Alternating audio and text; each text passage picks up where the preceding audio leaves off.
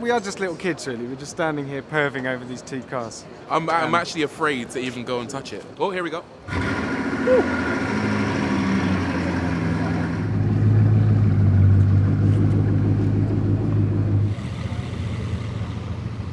Chris Harris, I hate you. A couple of weeks ago, FXXK. Now the Bugatti Chiron. Not a bad couple of weeks in the office, is it? It's been a bit handy, hasn't it? Yeah. It's never been better cars being launched. Yeah. They get more and more exciting and faster, and none are faster than that. Yeah.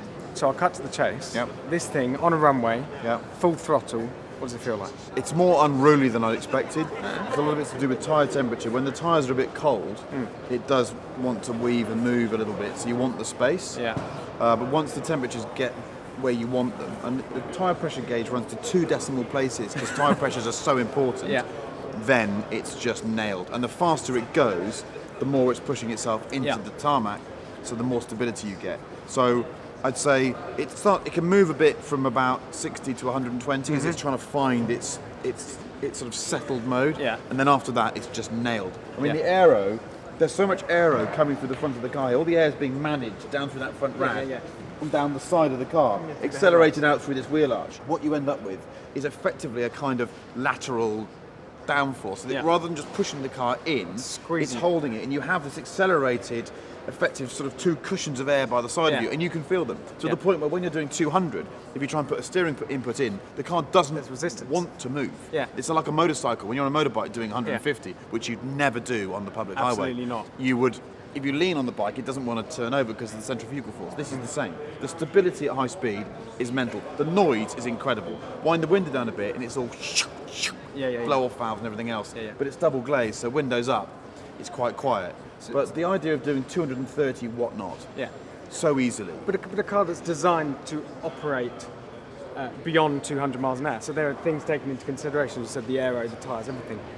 So that it's in its element once you're up beyond 200. That's just insane. But you think about that. The engineering that's required, the thought that's required to go into making it Yeah. safe, because you can go beyond 200 and be a bit reckless, as many car makers do. Yeah. Get beyond there and just hope, because no one's going to really do it. Your owners might go once, and if they do, that's their problem. Okay. But this car is designed to do it repeatedly, and to do that, the way they de-risk stuff, everything from the tyre performance to the wheel to the aerodynamics to the cabin to everything else.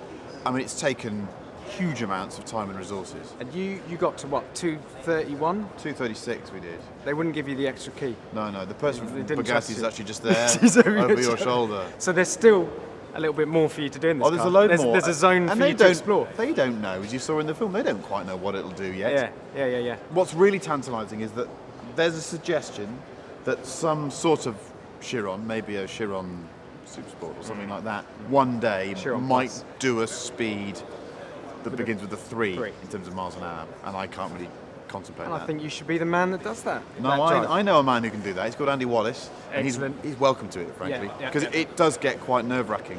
He's the man that did the top speed run, the McLaren F1. Yeah. Yeah. I think no one knows more about going fast than him. So Andy can do it, and All right. I'll watch the film of him Andy, doing you've been it. called out by Chris Harris here. One final thing. It's a temple of engineering brilliance, but is it a car you can love? A car like the 911R, like the Ferrari F40? Is it an emotional experience, or are you just in awe of it? You are in awe of it, but it has more personality than the Veyron. There's a Veyron in the background there. The Veyron was a car you definitely admired. The adjectives you applied to it were more admiration, respect, and just amazement at the numbers that poured out of it. This is really special, and the more time you spend with it, the more you realise it's a rounded car. You can take it down your favourite road and enjoy driving it. The Veyron was just fast in a straight line for me. Yeah. But this thing is magnificent. I loved it. I really did. The more I drove it, the more I fell for it. The more I thought, I'd really like one of these. Yeah. I just haven't got 2 million quid. Well, that's my next question. 2 million quid. Let's say you do. Let's say I Yeah. give you a check for 2 million quid. This or the Ferrari FXXK, bearing in mind the lady from Bugatti is over my right Oh, they're shoulder. totally different cars. You can't compare them. I think you probably have both. Well, you can't. You've only got 2 million quid. Only. Take a pick. I might have this. I think I made Chris Harris speechless. I might have this. I really think this is a special car. Well, there you have it. Chris would have the Bugatti over the Ferrari. At the moment. World That might exclusive. change tomorrow. That might change tomorrow. Okay? All right. Don't hold me to that.